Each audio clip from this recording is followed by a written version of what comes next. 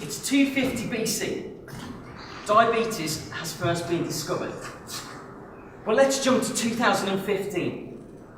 There's 50 million people across the world who don't have access to insulin or they can't afford it. There are many implications of this. There's risk of blindness and there's risk of death. We want AOM, our strategy, to get as many people aware of situations like this as possible. We want them to target 1 million people, and we've come up with 3 issues as to why they could not be doing this. Firstly, who do we target? At the moment, there's a 207 million customer base that we could go for. We want to completely increase this. Comparison campaign. At the moment, we're only reaching 7.6% of that million we want. We want to completely grow this to 100%, if not more. And finally, funding. We have 500,000 Canadian dollars available. We want to increase this, and we want to use as little of this as possible with charity. Our strategy is going to completely do this. Firstly, we're going to target Europe.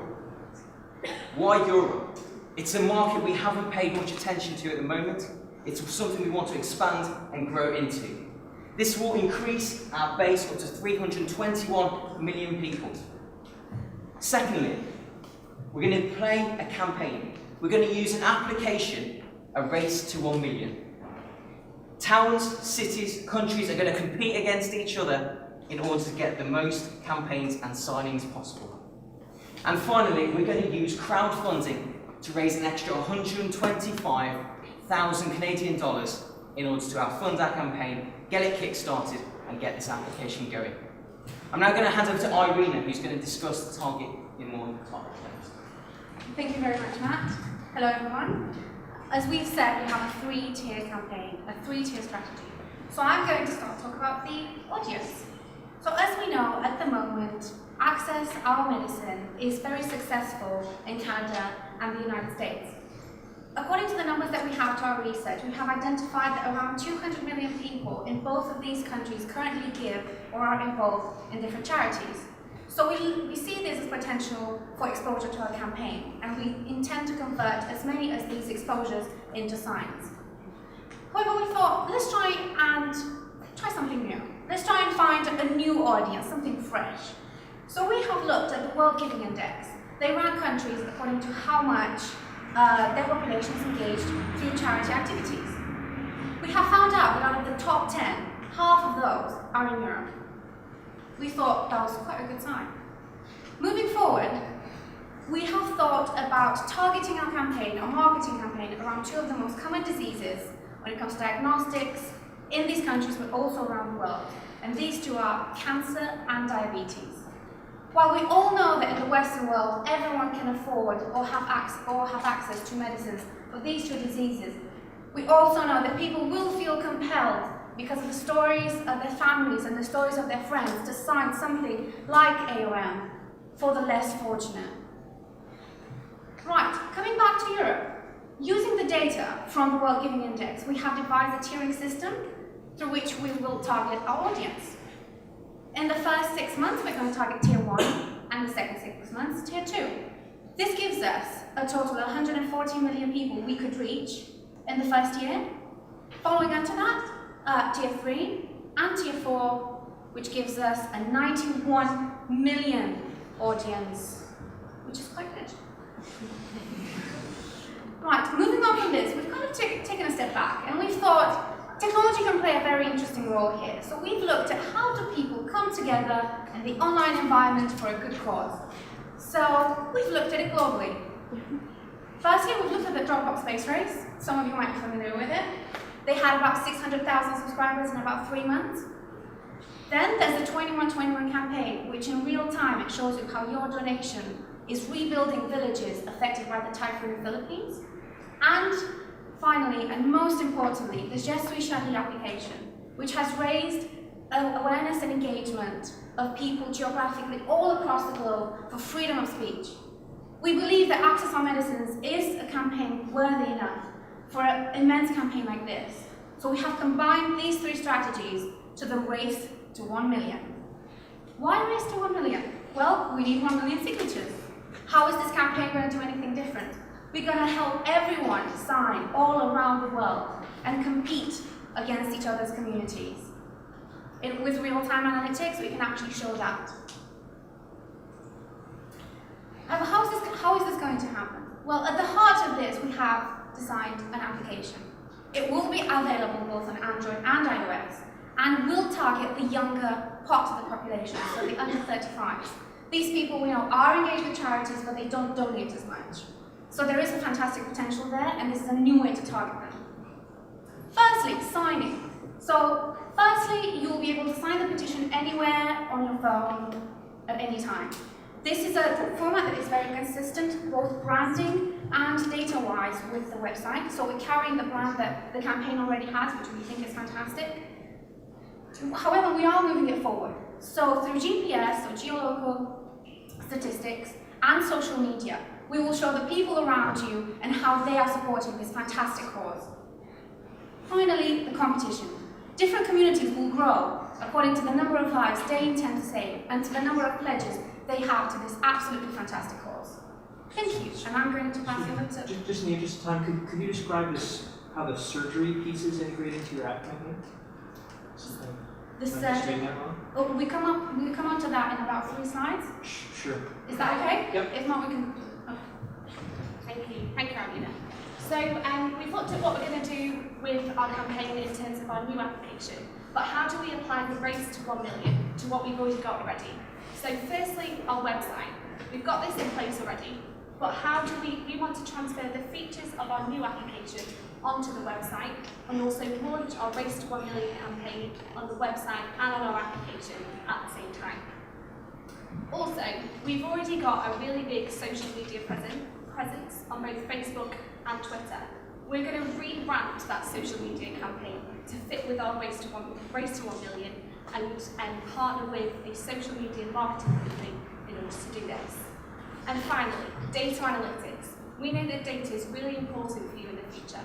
You currently use Google Analytics to analyse the data you have from your website, and this can also be used to analyse the data that we get from our application.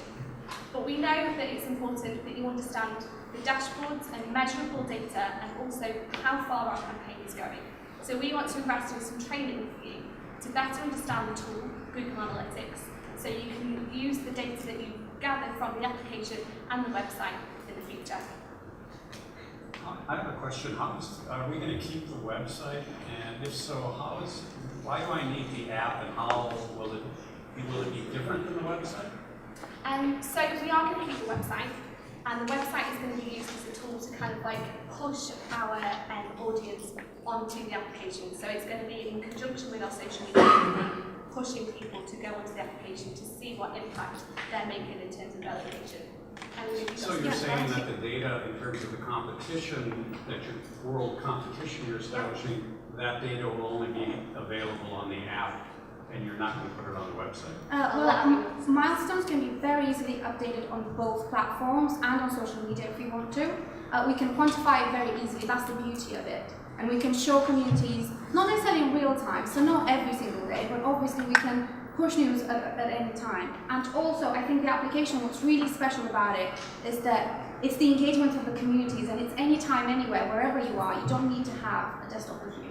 So a fair summary, the strategy is develop an app, develop a social strategy, some gamification, create some competition, up we go, and we'll drive more impressions on the website, more impressions in the app, we'll convert at the same rate, and then we'll get a bunch of signatures. Cool. And more than that. So I would love to hear very, very briefly what else is in there. I'm very curious about the surgery stuff that you mentioned there a few times. And then I would really love for you to jump right to how you expect the signatures to grow and why you think we can deliver that number of impressions. Okay, I'll go straight to the surgeries then for you. Okay. So prior to the surgeries, we plan to create a video which will go with our social media campaign and our application to further kind of like support the race to 1 million. And we're going to introduce race champions. So these will be highly influential if you have suffered from either diabetes or cancer who will feature in that video. The video is what we're going to show in surgeries. Okay. So we've identified that in doctor surgeries there's televisions, and there's around a 45-minute average wait in a doctor's surgery for your appointment, unfortunately. In the doctor's office. In the doctor's clinic, yeah. Through some research, we've been able to identify that the reach through this channel will be 39 million people in our Tier 1, so this is our first year operating in Europe. And if I just flick through the timeline of what's here, that shows exactly where we want to kind of focus the implementation of the video in the surgeries going forward until 2017. Does that answer your question? So at the website, Create Social Strategy, you've identified some kind of related eyeballs that are sitting there waiting with nothing to do, and you want to drive them to the app and the website. Yeah, sorry to interrupt you. I think the most important bit is the older side of the market. So we have actually baby boomers and people who are older are most engaged with charities in general and all across the board. So we want to give that people the chance to hear about our campaign, even though they're not engaged in social media. So we want to hit both ends of the market, the younger end with our application, our video and social media, and the older end with the surgeries channel. So up to this point, most of our signatures have come through the paid subscription model. So we've only got about 7,000 that have been driven through the website, and to get to 1 million, we need a growth of about 33,000%. So please share with us kind of what your growth targets are and how we'll get to 1 million. Yeah, so if we just flick to our backup slide, so we've got some data on this, I think That's a lot of slides. just a few. We had a busy 24 hours. If you go to impressions and conversion, very old. 79. Okay, I'm sorry the table's really high up at the top here. You might be able to see it a little bit better in your slides.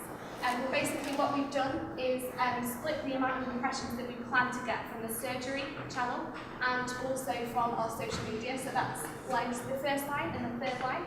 Reach these people and to get them engaged in the campaign, they might not sign. So we factored in percentages of people who won't actually sign the petition despite the fact they're going to see the campaign. And it shows at the bottom at the end of year 1 we will reach the 1 million target, but this is very conservative, so this is a conservative approach that we've taken just for year 1. This assumes that we go from where we are now to immediately 258,000 impressions a month in surgeries. Yeah, so from, if we go on to the implementation plan, if you can see months 1 to 3 actually have no increase in the amount of impressions and signatures we have. So I don't know whether anyone wants to flip quickly through that. Minute 8. I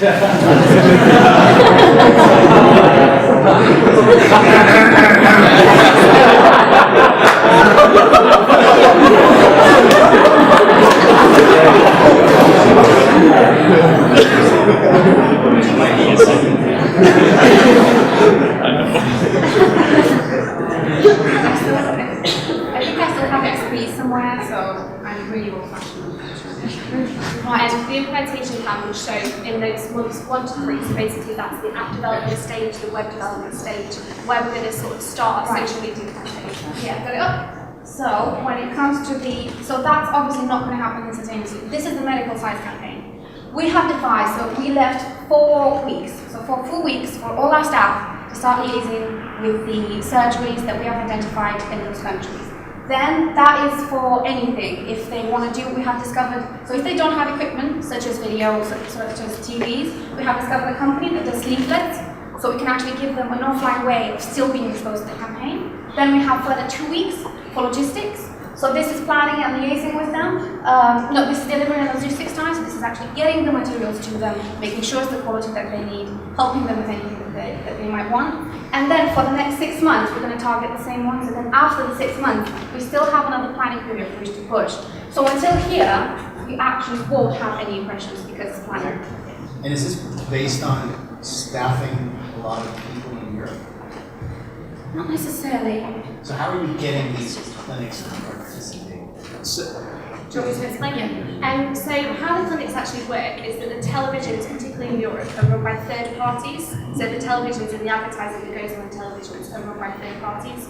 So we'll be liaising with those people directly. to get the advertising campaign onto those channels. And paying for that advertising. Yeah. We We've actually got the figures on that. found the software they actually use and put into surgeries, which actually runs the screen, actually supports a range of file types, including video. So it works really well. Can you continue? Do you continue? Yeah.